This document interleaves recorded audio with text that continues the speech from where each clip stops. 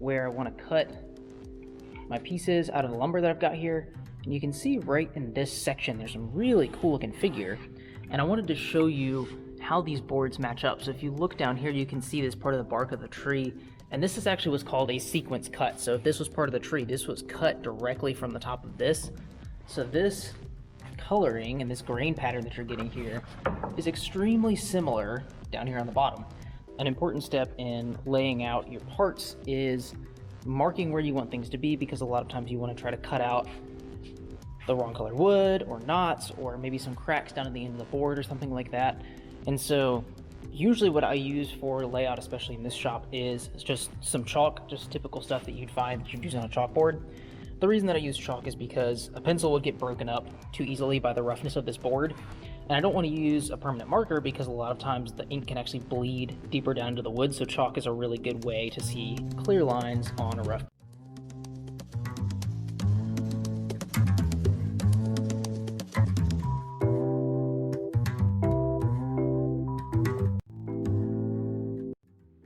Alright, so what I've got here is 2 of the legs for this island that we're building, but I did not have enough 2-inch thick lumber in our lumber rack here. We have a ton of lumber here, but we don't have any 2-inch thick walnut. All we've got down here on this bottom shelf here is just 1 inch. So I'm actually going to take these slabs here, which are black walnut, and cut my legs out of these guys.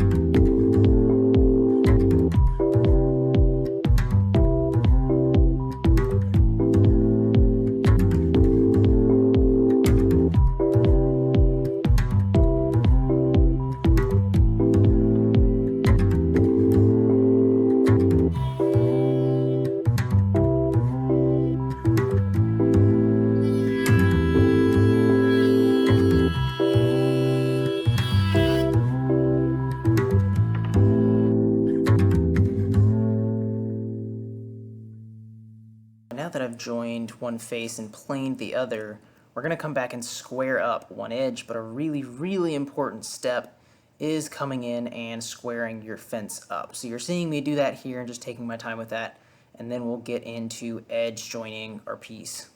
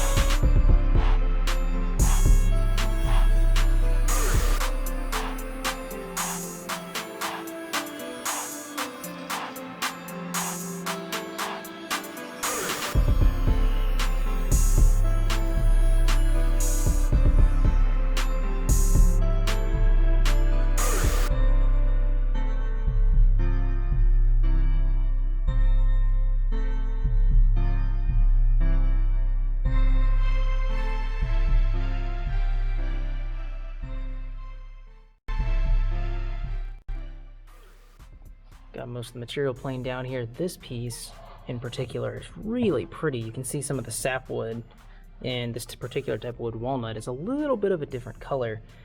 But what I was talking about earlier with the sequence match, you can see, if we flip this over, just look at that.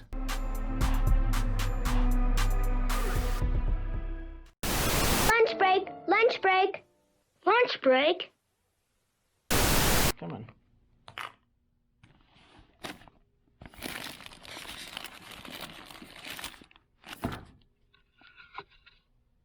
I forgot a fork.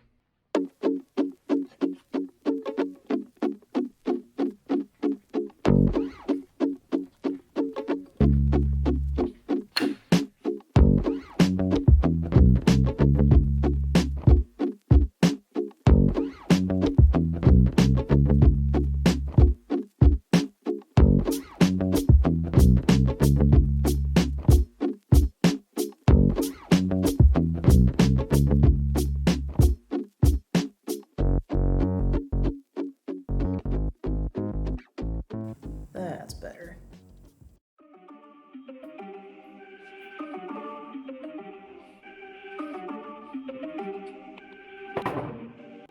So now that we've gotten these glued up here, you can see that a lot of times glue ups will not come together perfectly, and you'll also have a bunch of glue drips here. So the best way to get these off is to just remachine these pieces back to square.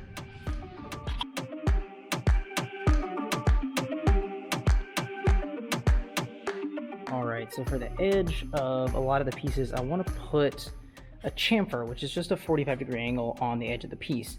And to do that, I'm going to use this here router table. So a router table is simply a table. Oftentimes there's a fence or it can be free. And then up underneath here, there's a big old router, which is my bit here that I want to put in a router table. But before I touch this thing, in order to keep my fingers nice and safe, we're going to unplug it.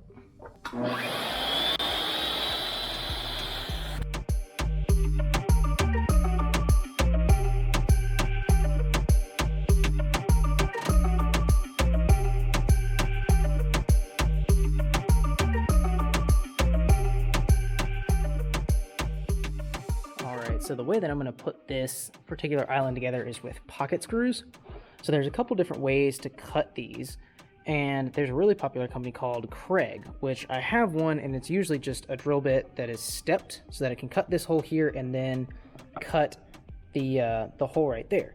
But what I have in this shop is this machine right here. There's a drill bit that will come out of this hole right here, and then inside here there's a router bit that will come up at an angle and cut this nice clean trough for the screw to go into.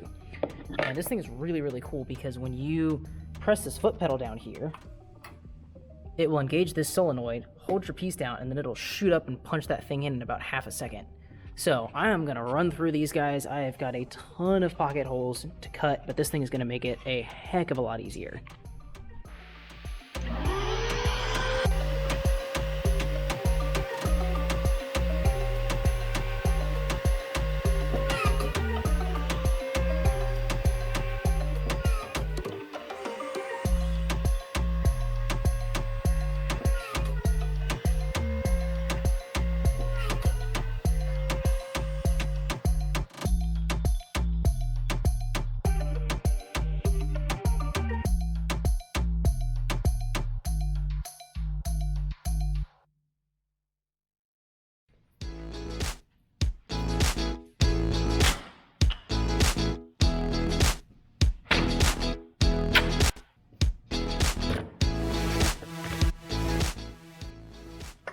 It's assembly time.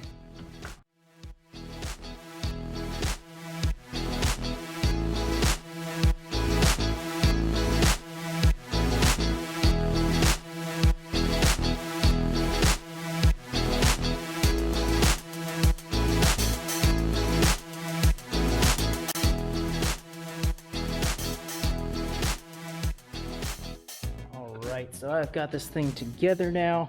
It turned out really, really good. The way that these little details show up, and this wood right here is just incredible to figure in here. So we've got one here, we've got another one here.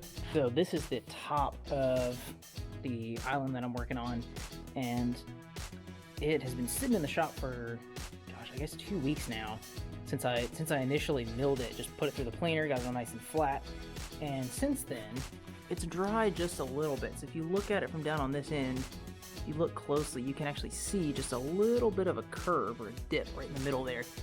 So what I've done is just run my pencil across here, and then what this is going to show me is I'm going to throw it through our wide belt sander here. So there's this gigantic sanding belt in here that sands down. It'll pass through here. I'll get some videos of this. But what it's going to do is just flatten it out perfectly for me, since it's got that little bit of warping to it. And the pencil lines will just tell me when I've actually gotten down to the bottom of that warp and actually gotten everything off.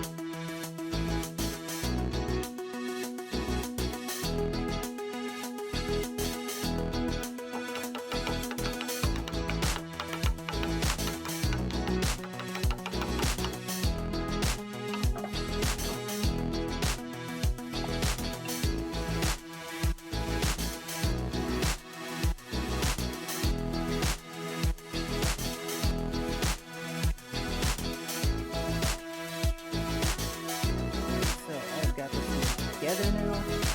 I gotta say, I'm pretty happy with how this project is turning out. It's really nice. So this is gonna be a small kitchen island for a good friend of mine. He was able to supply the lumber for it. I told him I'd help him out with it. So here we are. So it's all together now, and my hands kind of show that. That is one thing about the wood shop.